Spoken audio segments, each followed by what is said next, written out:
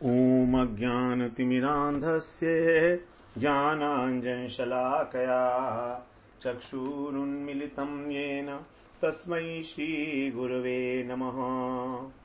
गुरवे गौरचन्द्राय राधिकायै तदालये कृष्णाय कृष्णभक्ताय तद्भक्ताय नमो नमः।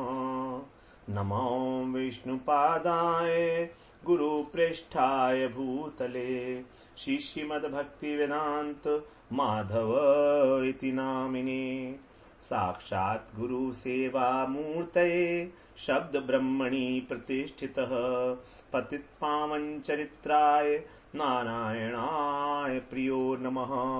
श्रीकृष्णरूपाय सुमङ्गलाय श्रीगुरुकृपाविभूषिताय भावोल्लास भावप्रदानाय नमामि तस्मै गुरुमाधवाय। वृन्दावनेश्वरि तवैव पदारविन्दम् प्रेमामृतैकमकरन्दरसौघपूर्णम् हृद्यर्पितं मधुपते स्मरतापमुग्रम् निर्वापयत परम शीतलमाश्रयामि। तवैवास्मि न जीवामि त्वया विना इति विज्ञाय देवि त्वं नय मां चरणान्तिके। श्री कृष्ण चैतन्य प्रभो नित्यानंद श्री अद्वैत गदाधर शिवसदी गौरभक्त वृंद। हरे कृष्ण कृष्ण कृष्ण हरे हरे, हरे राम राम राम हरे हरे। हरे कृष्णा। सर्वप्रथम मैं अपने गुरुपाद पद्म ओम विष्णुपाद अष्टोत्तर शत श्री श्रीमद् भक्ति वेदांत माधव गोसाई महाराज के चरण कमलों में अनंत कोटि दंडवत प्रणाम ज्ञापन करता हूँ। हम लोग श्री लीला शुक मुखोद्गीर्ण श्री कृष्ण कर्णामृतम ग्रंथ का श्रवण कर रहे हैं, उसका पाठ कर रहे हैं। उसके अंदर हमारा जो द्वितीय प्रकरण है स्फूर्ति प्रार्थना प्रकरण, किस प्रकार जो है भगवान के मुखारविंद की शोभा का, नयनारविंद की शोभा, उनके वदनारविंद की शोभा, उनके चरणों की वंदना करते हुए, और पहले तो उन्होंने प्रार्थना किया कि भगवान के जो नूपुर हैं उनका शिंजन, उनकी जो ध्वनि है मेरे हृदय में स्फुरित हो। धीरे धीरे लालसा और बढ़ती है, और अब कृष्ण क्योंकि उदार हैं तो कृष्ण की उदारता के कारण अब सर्वांग दर्शन की प्रार्थना 18वें श्लोक में हम लोग श्रवण कराए हैं कि किस प्रकार वो जो राधा जी के दर्शन करके और प्रेम से भरे हुए ऐसे कृष्ण के जो नयन है, विस्तृत नयन, विस्फारित नयन है, उनका दर्शन करने के लिए, इस प्रकार उनका सर्वांग दर्शन करने के लिए, और स्फुरना उनके हृदय में, जो उनका हृदय प्रेम रस से परिपूर्ण है, उसके अंदर प्रार्थना की है कि कैसे मेरे हृदय के अंदर प्रेम रस से मत्त हृदय के अंदर वो स्फुरित हों। अब 19वें श्लोक में हम लोग प्रवेश करते हैं। यहाँ पर कह रहे हैं ग्रंथकार, आमुग्ध मर्ध नयनाम्बुज चुम्यमाना हर्षाकुल ब्रजवधू मधुराननेन्दो आरब्ध वेणुरवमात किशोर मूर्ते राविर्भवन्तु मम चेतसिकेऽपि भावाः। इसका पद्यानुवाद, जिनका मधुरानन मयंक ब्रजवधु जनों को सरसाता हो, जो कमनीय किशोर वेणुधर अधर सुधा रस बरसाता हो। कभी बुलावे वंशी धुनि में ब्रजवनिता कदम्ब कामायन, अर्ध निमीलित नयन नलिन से पीवे उनका रूप रसायन। भावुक कभी मुग्ध हर्ष से आकुल सा फिर हो जाता है, योग अकथ्य आनंद केलि कमनीय कलाधर दिखलाता है। लीला ललित कलित वंशीधर, मेरी सांसों में रम जाओ, मेरे मन मानस में ऐसे शत शत भाव सरोज सजाओ। मेरे हृदय के अंदर आप इस प्रकार के जो भाव हैं, वो आपके जो माधुर्य लीला वाले भाव हैं, उनको आप आविर्भूत करो। आप जो हैं सब प्रकार से अनिर्वचनीय आनंद की सृष्टि करने वाले हो। तो आविर्भवन्तु मम चेतसी, मम चेतसी माने मेरे चित्त के अंदर, के अपि भावा, इस प्रकार का कोई अनिर्वचनीय भाव मेरे चित्त के अंदर, उसको आप उदय कराइए। तो यहां पर के अपि में सर्वनाम है। जब किसी वस्तु का वर्णन नहीं किया जा सकता, अनिर्वचनीय अचिंत्य तत्व है, तो उसको सर्वनाम के द्वारा संबोधित किया जाता है। काचित कह दिया, कदाचित, कभी, कदा, किम, ये सब सर्वनाम है। तो जब हम उसका वर्णन कर ही नहीं सकते, वाणी असमर्थ है, तो इसलिए अब आप ही जानते हो वो अचिंत्य भाव क्या है, वो अनिर्वचनीय भाव क्या है। उन भाव समूहों को मेरे हृदय के अंदर आविर्भूत कराएं, इस प्रकार की प्रार्थना है। तो वो कैसे हैं? वो जो किशोर कृष्ण हैं, वो कैसे हैं? जिनका मुख मयंक, मयंक का मतलब होता है चंद्रमा, तो जिनका मुख चंद्र जो है वो ब्रज युवतियों के लिए माधुर्य की वर्षा करता है। मुग्ध है सम्यक रूप से, आमुग्ध, आमुग्ध का मतलब जो सम्यक रूप से मुग्ध है, और अर्ध नयनाम्बुज, और आधे नयन जो है कमल उनके खिले हुए हैं, अर्थात अर्ध निमिलित है। तो जो सम्यक रूप से मुग्ध हैं और अर्ध निमिलित मुकुलित नयनाम्बुज से जो ब्रजवधुएं हैं, और वो ब्रजवधु कैसी हैं? हर्षाकुल, हर्ष के द्वारा व्याकुल हैं, क्योंकि कृष्ण की माधुरी, कृष्ण का जो सानिध्य पाकर वो हर्ष से व्याकुल हो गई हैं। व्याकुलता हमें दो प्रकार से होती है, अतिशय हर्ष से और अतिशय दुख से, दोनों प्रकार से। तो ब्रजवधु जो हैं वो कृष्ण का सानिध्य प्राप्त किए हैं, और वहां पर जो है उनका सानिध्य प्राप्त करके अत्यंत आकुल हो गई हैं ब्रजवधुएं। तो उनके मुखचंद्र का जो चुंब्यमानम, उनका जो चुंबन कर रहे हैं ऐसे, और जिनके वेणु रव से आरब्ध वेणु रवम आत्म किशोर मूर्ते, और जब वेणु रव प्रारंभ किया, उन्होंने वेणुवादन प्रारंभ किया वहां पर, तो किशोर मूर्ति प्रकाशित हो गई। ऐसे ही जो किशोर मूर्ति है, उसके जो अनिर्वचनीय भाव समूह है, वो मेरे हृदय के अंदर जो है आविर्भूत हों, जो किशोर वेश को धारण किए हैं।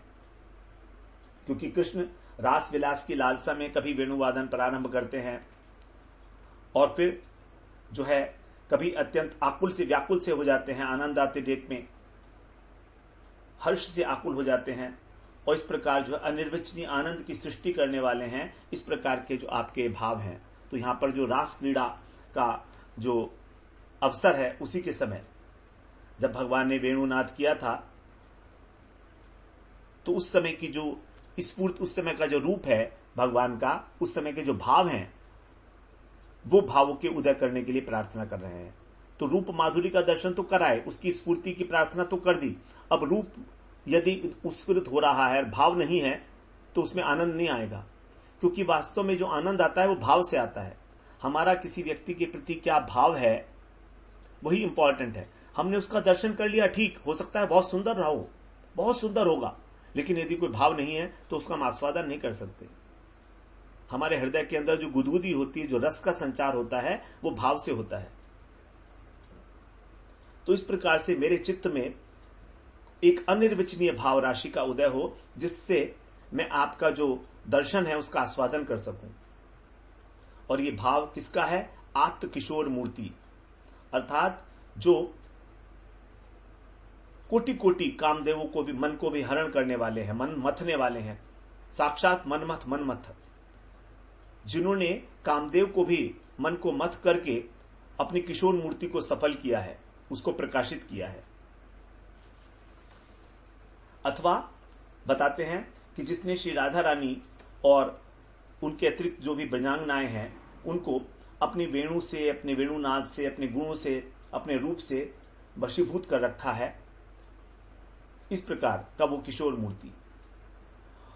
और आरब्ध वेणु रवम, जो मधुर से मधुर भी पहले से भी अधिक मधुर वंशी बजा रहे हैं, क्योंकि पहले तो मुरली के अंदर जो है आकर्षण मंत्र भरा हुआ था, जिसके द्वारा भगवान ने यमुना पुलीन पर सबका आह्वान किया, उनको उच्चाटन कर लिया, सभी गोपियों को अपने अपने नाम सुनाई दिए उस मुरली ध्वनि में, जैसे मानो कृष्ण उन्हीं को बुला रहे हैं एकमात्र। तो पहले उसमें एक आकर्षण मंत्र भरा हुआ था उस मुरली के रव में। अब उस मुरली के अंदर उन्होंने मोहन और मादन मंत्र भी भर लिया। इसके द्वारा क्या हुआ कि गोपियां अपने देह का अनुसंधान भूल गईं और स्वयं जो किशोर मूर्ति कृष्ण है वो भी मुग्ध हो गए सब प्रकार से।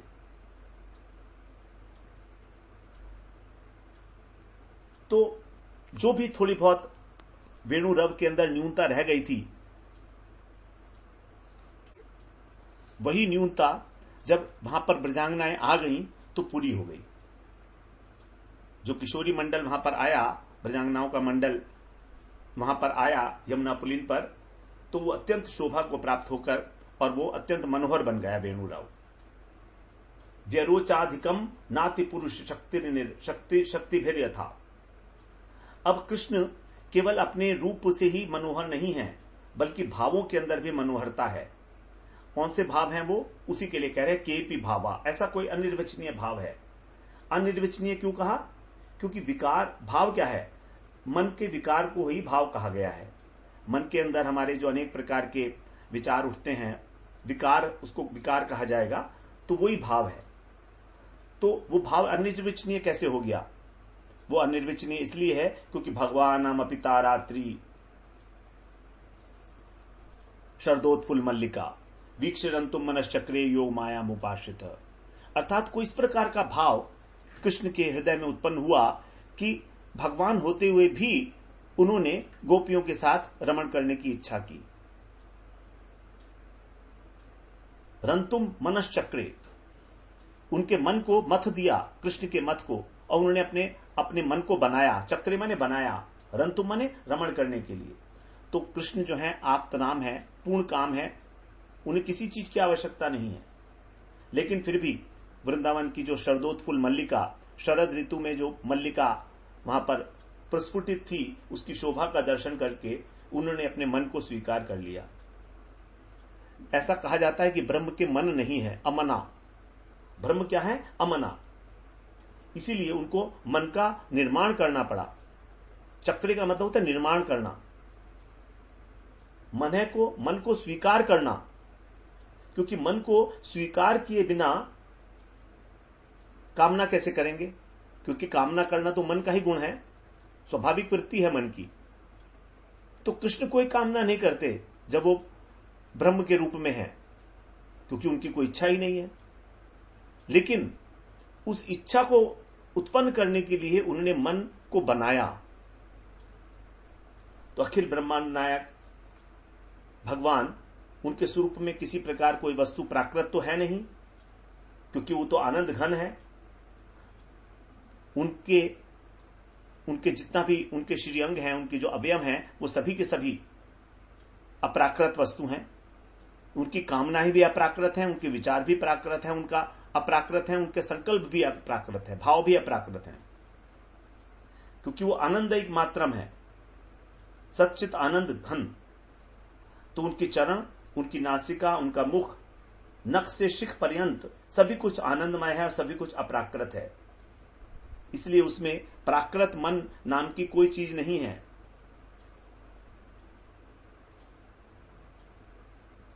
जो सृष्टि स्थिति और संहार इत्यादि जो विश्व के काम है, ये सारे कार्य केवल संकल्प मात्र से ही हो जाते हैं, उसके लिए कुछ करना नहीं पड़ता। लेकिन यदि भगवान को ही अपने जो उनके सखा हैं, जो ब्रज गोपियां हैं, उनके साथ यदि उनके साथ हंसना है, खेलना कूदना है, हास प्रयास करना है, रूठना मचलना है, तो संकल्प से काम नहीं होगी, वहां तो प्रत्यक्ष होना पड़ेगा। इसीलिए कृष्ण ब्रज में जो चोरी करते हैं वो प्रत्यक्ष करते हैं, संकल्प से नहीं करते। यदि यशोदा जी का स्तनपान करना है तो उनको रोना पड़ेगा, ऐसा नहीं कि संकल्प मात्र से उनका पेट भर जाएगा, उनके संकल्प से उनको दूध नहीं मिलेगा। यदि ब्रह्मा जी ने जो हरण कर लिए थे उनके सखा और बालक और वत्स, तो उनके रूप तो उन्होंने धारण कर लिए संकल्प से क्षण मात्र में, लेकिन उनको ढूंढने के लिए स्वयं को वन वन में भटकना पड़ा नंगे पैर। भगवान ने वहां पर जितने रूप थे उनको धारण तो कर लिया, लेकिन उनको ढूंढने के लिए भटक रहे हैं नंगे पैर। अर्थात जो अलौकिक क्रियाएं हैं वो तो संकल्प से सिद्ध हो जाएंगी, लेकिन जो लौकिक क्रियाएं हैं उनके लिए लौकिक चेष्टा करनी पड़ती है भगवान को। तभी तो नरवत लीला का अतिक्रमण नहीं होगा, अन्यथा तो नरवत लीला का अतिक्रमण हो जाएगा। और यही नरवत लीला परम परम माधुर्यमय होकर हमारे आगे प्रकाशित होती है, जिससे कि जितने भी भक्त हैं भगवान के उस लीला का आस्वादन करके उसमें तन्मयता को प्राप्त कर सकें। मद भक्त विनोदार्थम करोमि विविध क्रिया। भगवान का उद्देश्य केवल यही है अपनी लीलाओं को करने का कि हमारा मन उनके अंदर तल्लीन हो जाए, तन्मय हो जाए। तो इसी प्रकार से गोपियों के साथ जो रास विलास है वो भी तो संकल्प मात्र से कर सकते थे, नहीं कर सकते थे। तो यहां पर मन की आवश्यकता है, और मन के अनुरूप, उस रस के अनुरूप जो भाव हैं उनकी भी आवश्यकता है। इसलिए उन्होंने वीक्षरन्तुम मनश्चक्रे, अपने मन को स्वीकार किया, अपने मन को बनाया। अब यह अलग बात है कि भगवान का जो मन है वो भी अपराकृत है, आनंद रूप है, उसमें कोई सुख दुख नहीं है। उनके अंदर जो मन का देवता चंद्रमा है वो भी अपराकृत चंद्रमा है। इस प्रकार जो अखिल कोटि ब्रह्मांड नायक हैं उनके अंदर भी मन का आविर्भाव होता है, मनश्चक्रे। और ये मन इसलिए प्रकट हुआ क्योंकि उनको गोपियों के साथ रमण करना है। यदि रस का आस्वादन करना है तो दो चाहिए। स एकाकी न रमते, श्रुति बोलती है कि एकाकी एक अकेले में रमण नहीं हो सकता। तो ये जो रमण की इच्छा है ये अपूर्ण भगवान की नहीं है। भगवान में कहीं किसी प्रकार भी अपूर्णता नहीं है, वो तो पूर्ण काम है, चाहे वो रमण करें चाहे वो ना करें। तो इस प्रकार से जो आत्म किशोर मूर्ति है, किशोर स्वरूप है भगवान का, उसको यहां पर प्रकट किया है, क्योंकि उसी स्वरूप के अंदर मधुर रस का आस्वादन हो सकता है, आदान प्रदान हो सकता है। तो किशोरावस्था को ही सफल करने के लिए उन्होंने अपनी किशोर मूर्ति प्रकट की है, जिसको यहां पर कहा गया रव मात्र आत्म किशोर मूर्ति। विष्णु पुराण में बताते हैं, सोपी कैशोर कवयो मानयन मधुसूदन रे मे ताभिरमे आत्मा क्षपासु क्षपिता हितः। कैशोरकम मानयान सह ताभिर मुमोदः।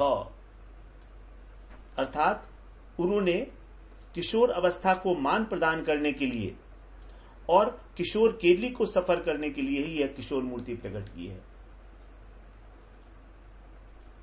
इसी अवस्था में भगवान जो हैं उनको यशोदा मैया अपने वात्सल्य प्रेम से बांध देती हैं। गोपियां उनको छछिया पर छाक पे नाचना चाहती हैं।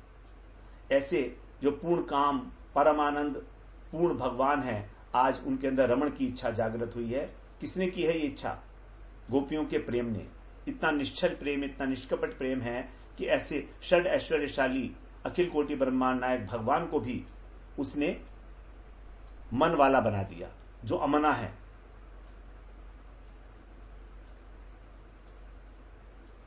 गोपी प्रेम ने ही भगवान को अनेक अनेक प्रकार की टाइटल्स दिए, शीर्षक दिए। जार शिरोमणि, चोर शिरोमणि, चोराग्रगण्यम। तो इसी भाव लहरी की वो लक्ष्य करते हुए कह रहे हैं कि आविर्भवन्तु मम चेतसी केपि भावा, कि कोई ऐसा भाव है वो मेरे हृदय के अंदर स्फुरित हो। वही भाव जिस भाव की इच्छा करते हुए कृष्ण ने अपना मन बनाया और गोपियों के साथ रमण करने की इच्छा प्रकट की, जिस भावमय लहरी से भगवान का हृदय भी तरंगायित हो उठा, उसी प्रकार का जो भाव है वो मेरे हृदय में उत्पन्न हो। ये जो भाव है ये साधारण भाव नहीं है, ब्रह्मानंद को भी तुच्छ करने वाला है। वेद और उपनिषदों के लिए भी रहस्यमय है। श्रुतियां भी इसको नहीं समझ पाई कि क्या है। वेद उपनिषद यश कहें निर्गुण नहीं बतावे, उसको निर्गुण कहते हैं। सोई सगुण हुए नंद की दावरी बधावे। वही जो है सगुण ब्रह्म नंद बाबा के आंगन में कीचड़ में लिपटा हुआ घूम रहा है। सूरदास जी कहते हैं, अविगत आदि अनंत अनुपम अलख पुरुष अविनाशी, पूरम ब्रह्म प्रकट पौरुषोत्तम निज निज लोक निवासी। सकल तत्व ब्रह्मांड देव पुनि माया सब विधि काल, प्रकृति पुरुष श्रीपति नारायण सब हैं अंश गोपाल। जितने भी हैं सब अंश हैं भगवान के, नारायण इत्यादि जितने भी हैं ये सब अंश हैं भगवान के। तो ये जो भगवान है साधारण मनुष्य की मन बुद्धि वाणी के अगोचर हैं, तो भी जिस पर उनकी कृपा होती है वही भगवान के स्वरूप का, इस माधुर्य का आस्वादन कर सकता है। उनको कुछ अनुभव हो सकता है।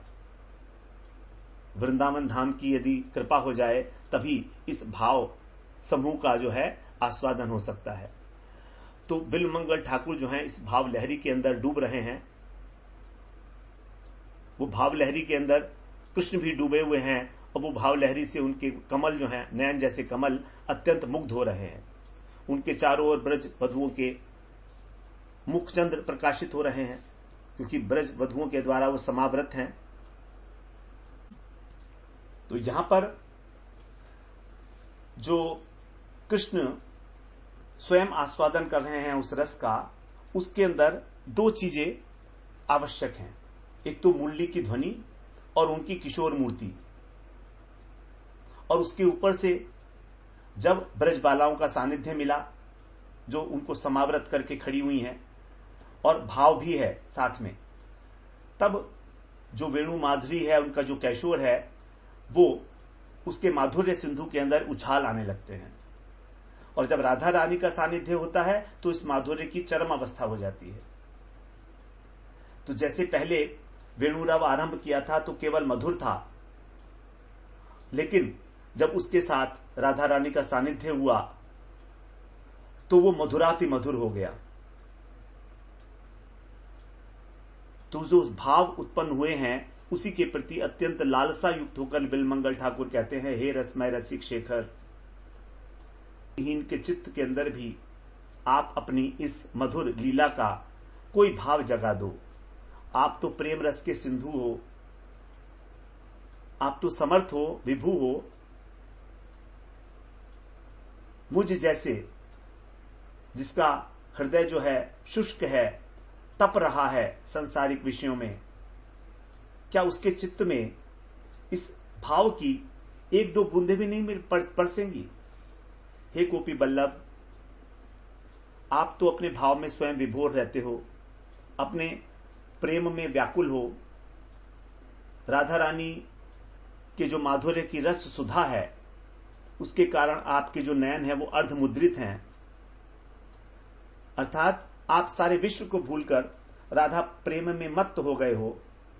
उसी प्रेम मदिरा में आपके जो नयन युगल हैं वो ढल ढल कर रहे हैं, घूर्णित हो रहे हैं, घूम रहे हैं। आपके जो अर्ध निमिलित नेत्र हैं, इसकी माधुर्य के ऊपर मैं बलिहार जाती हूं। कैसे सुंदर, कितना मधुर आपका ये भाव देखकर जो महाभावमय श्रीमती हैं वो भी हर्ष से व्याकुल हैं। आप दोनों का जो मिलन है, ये हर्ष से व्याकुल श्रीमती के साथ आपका जो मिलन है और आपके जो अर्धमुकुलित नयन हैं, उनका ये जो प्रेम चुंबन है, कितना मधुर है, कितना सुंदर है, कैसी अपूर्व शोभा है इसकी। इसी प्रकार का कोई भाव मेरे हृदय में स्फुरित हो क्योंकि इस भाव को प्रकाशित करने वाली कोई भाषा खोजने पर भी मुझे नहीं मिल रही है। इसलिए कह रहे हैं कोपी भावा,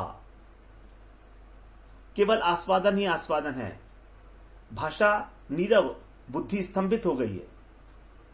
भाव समुद्र जब उमड़ता है तो उसका कोई किनारा नहीं।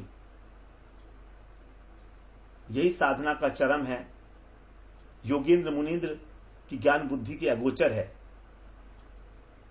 जब उनके अगोचर है तो आस्वादन की तो बात ही का मतलब नहीं है। योगेंद्र मुनींद्र तो इसका आस्वादन कभी कर ही नहीं सकते किसी भी प्रकार से। तो यहां पर जो बात कही गई कि कृष्ण के नेत्र कमल से राधा रानी के मुख कमल का चुंबन हुआ है। भगवान की प्रत्येक इंद्रियां समस्त इंद्रियों की वृत्तियों को धारण करने वाली है। ब्रह्म संहिता में कहा गया है, अंगानी यस्य सकलेन्द्रिय वृत्तिमंती पश्यन्ति पांति कलयन्ति चिरम जगंती। प्रत्येक इंद्रिय में प्रत्येक इंद्रिय की वृत्ति विद्यमान है। अर्थात नेत्र जो हैं वो दर्शन तो करते ही हैं, साथ में उनके अंदर रसना, श्रवण, नासिका, त्वचा के धर्म भी विद्यमान है।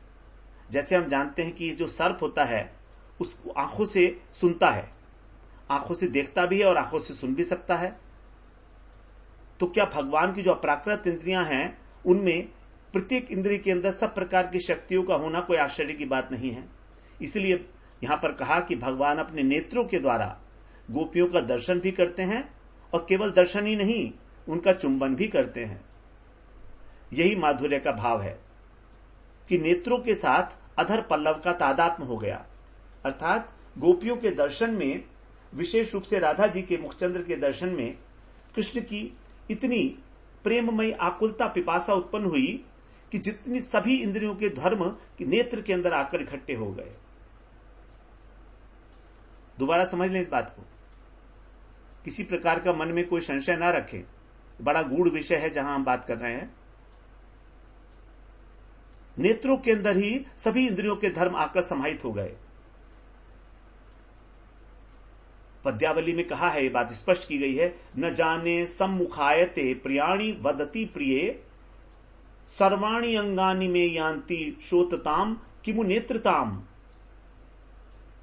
अर्थात प्रिया जी की माधुर्य को देखकर, उनकी वाणी को सुनकर सारे की सारी जितनी भी इंद्रियां हैं वो कभी तो नेत्र में और कभी कर्ण के अंदर आकर इकट्ठी हो जाती हैं। ना जानो पिय आय के जब बोलत प्रिय बात, अंग अंग न्याय ना किन्हो कर्ण कर्ण हुए जात। अर्थात जब आपको देखते हैं, आपको बात बोलते हैं, तो अंग अंग जो हैं वो कान बन जाते हैं, और जब देखते हैं तो अंग अंग जो है नयन बन जाते हैं।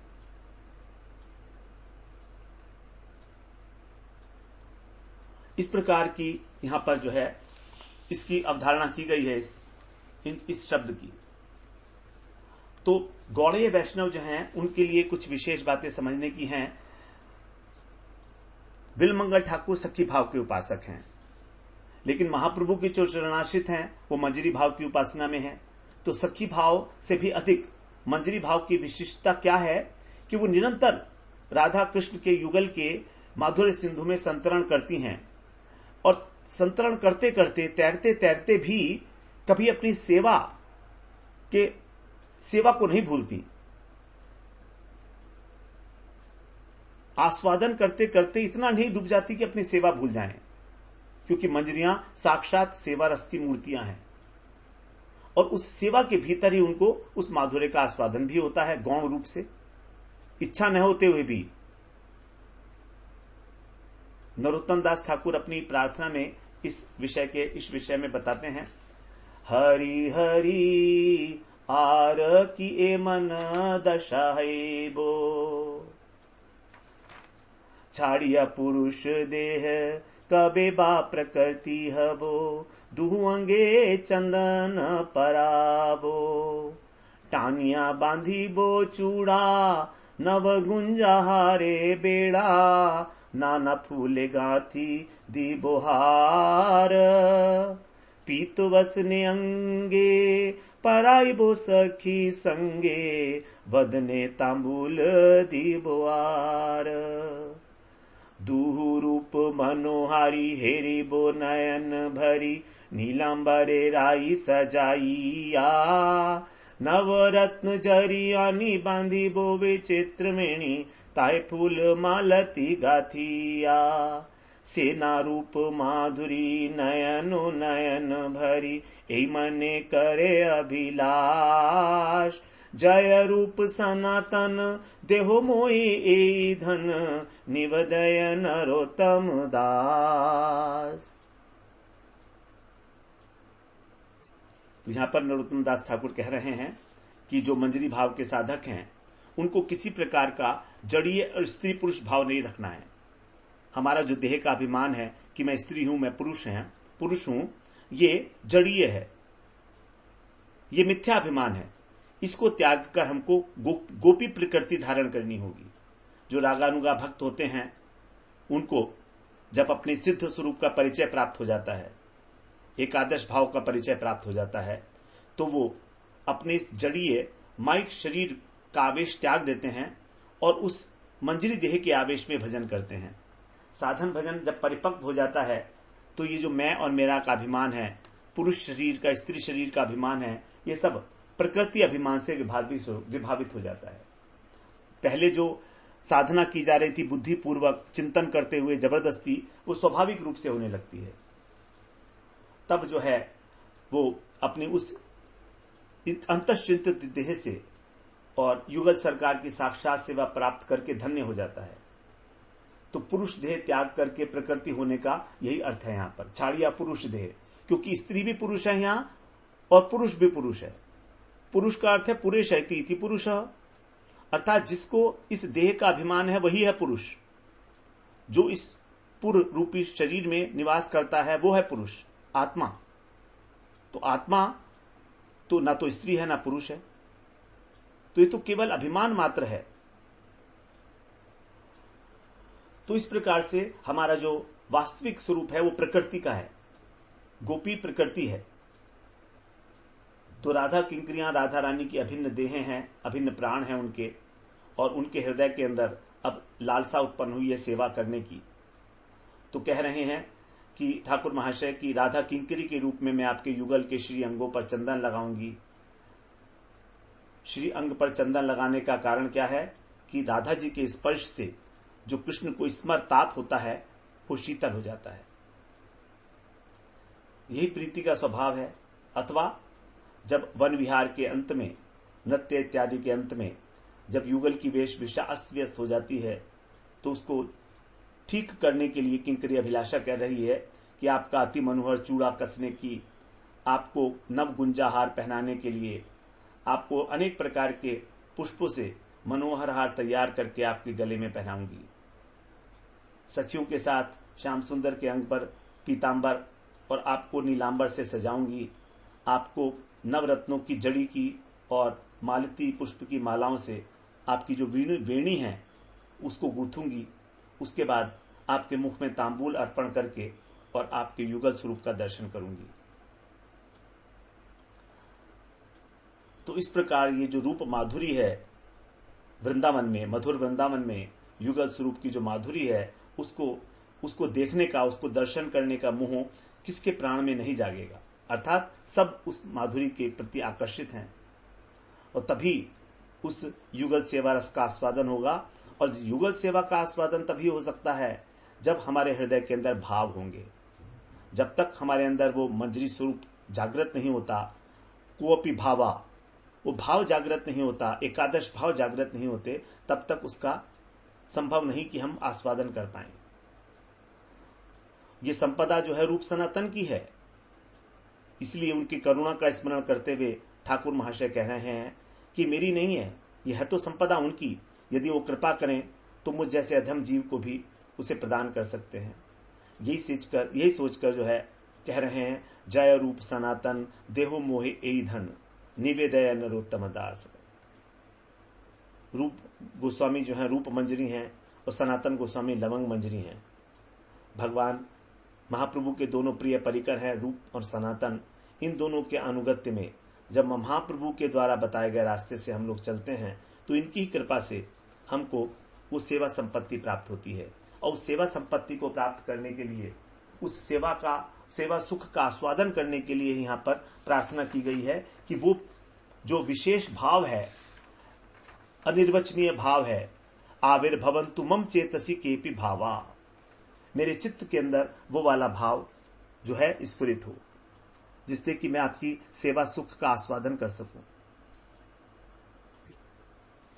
और वो भाव जो है मेरे हृदय में, क्यों वो भाव? क्योंकि अनिर्वचनीय है और मैं उस भाव का वर्णन करना चाह रहा हूं, उसका आस्वादन करना चाह रहा हूं। तो जब तक वो अपने आप से ही मेरे हृदय में स्फुरित नहीं होता, अब वो होगा कैसे? आपकी कृपा से। जब आपकी कृपा दृष्टि होगी तो वो भाव मेरे हृदय में स्फुरित भी होगा और मैं इस भाव का वर्णन करने में भी समर्थ हो पाऊंगा। इसीलिए तो इसके विषय में जो है यदुनंदन ठाकुर बोलते हैं, सखी हे ए भावे मोर चित्त माझे, आविर्भाव करु सदा निर्वाच्य नहय कथा, कोनो रसमय मनोराजे, सखी हे ए भाव मोर चित्त माझे। इसी प्रकार का भाव मेरे चित्त में उदय हो, आविर्भाव हो, जो अनिर्वचनीय है। पूर्व हैते अतिशय वेणुगान सुधामय, जहां प्रकटीला श्यामा राय, मनमथ कोटि रूपे गुण नाही त्रुटि, किशोर शेखर व्यक्ति जाय, मंजु अर्थ नेत्रांबुजे वधु श्रेष्ठ जाहा ब्रजे, तार नाम राधा सुधामुखी, तार मुख चंद्र चुंबे परम लालसा रूपे, से भाव स्फुरुक चित्त था की। इस प्रकार से उस भाव के लिए ही अत्यंत व्यग्र होकर, क्योंकि वास्तविकता है, जानते भी हैं हम, साधारण रूप से भी जगत में भी जब तक भाव नहीं है तब तक आस्वादन नहीं है। जहां भाव है वहीं आस्वादन है। तो हमें सब प्रकार से उस भाव के लिए ही प्रयत्न करना है। वो भाव हमारे अंदर किसी प्रकार से जागृत हो, कृष्ण के प्रति लौकिक सद्बंधुवत भाव, जहां पर हम बिल्कुल अपनेपन के साथ भगवान मेरे हैं मतीयता भाव को धारण करके, क्यों मेरे हैं, अपना मान लो, उन्हें नहीं लगता है अभी कोई बात नहीं है, मान लो, क्योंकि हैं तो मेरे ही ना। अभी हम जानते नहीं लेकिन मान तो सकते हैं। तो यहां भक्ति राज्य के अंदर तो मानने से भी काम हो जाता है। सब कुछ मानना ही है कि कृष्ण मेरे हैं, बस ये मानते मानते ही वो मेरे हो जाते हैं। भगवान तो कहते हैं ना, बस तुमने मान लिया ना, मेरे लिए इतना काफी है। अभी तुम जगत को अपना मान रहे हो, ये जगत तुम्हारा है थोड़ी, लेकिन तुमने मान रखा है अपना, मैं क्या करूं? तो अब तुम मुझे अपना मान लो, बस तुमने मुझे अपना मान लिया तो सारा काम मेरा है, अब मैं करूंगा। तो बड़े सुंदर विचार हैं यहाँ पर बिलमंगल ठाकुर के, और बड़े सिद्धांतिक बातें भी हैं, लेकिन हमें बड़ी सावधानी पूर्वक इन सब श्लोकों में प्रवेश करके और उसके सिद्धांत पक्ष को जानते हुए ही इनका आस्वादन करना है। अन्यथा थोड़ी सी भी भूल हो गई, कहीं से भी हमारी ये सावधानी हटी तो दुर्घटना घटी वाली बात हो सकती है। अगले सत्र में फिर हम लोग 20वें श्लोक में श्रवण करेंगे, क्योंकि धीरे धीरे अब जो रस है वो अपनी प्रगाढ़ता को प्राप्त हो रहा है, तो सावधानी की और से और अधिक आवश्यकता होगी। यदि हृदय में किसी प्रकार का कोई दूषित भाव, प्राकृत भाव आ रहा है तो इसको श्रवण ना करें तो बहुत अच्छा होगा। धीरे धीरे जब हमारा हृदय शुद्ध होगा, माला करते करते जब गुरु की कृपा होगी, तब हमें इनका गूढ़ अर्थ समझ में आएगा। तो इस प्रकार से यद्यपि हम इसका यहाँ पर चर्चा कर रहे हैं, व्याख्या कर रहे हैं, प्रयास कर रहे हैं, लेकिन फिर भी इस बात की हमेशा सावधानी रखें कि कहीं भी कोई प्राकृत, ये स्त्री पुरुष का मिलन नहीं, या प्राकृत संपत्ति है, भाव राज्य की संपत्ति है, एक ही एक ही जो जैसे शिशु अपने प्रतिबिंब के साथ क्रीड़ा करता है, ये उसी प्रकार की क्रीड़ा है। राधा और कृष्ण दोनों अभिन्न तत्व हैं, इस बात को निरंतर स्मृति पथ में रखें। गोपियां राधा जी की ही अंशभूता हैं, उनकी ही काय व्यूह हैं, उन्हीं का विस्तार है, कृष्ण की ही शक्तियां हैं। तो शक्तिमान के साथ यदि कोई क्रीड़ा करता है तो उसकी स्वतंत्रता है, उसमें किसी प्रकार का कोई दोष नहीं है। जैसे बालक अपनी ही परछाई से खेलता है तो उसे कोई दोष नहीं है। तो इस बात का ध्यान रखते हुए ही हम लोग आगे बढ़ेंगे। वांछा कल्पतरुभ्यश्च कृपा सिंधुभ्येव च पतितानां पावनेभ्यो वैष्णवेभ्यो नमो नमः।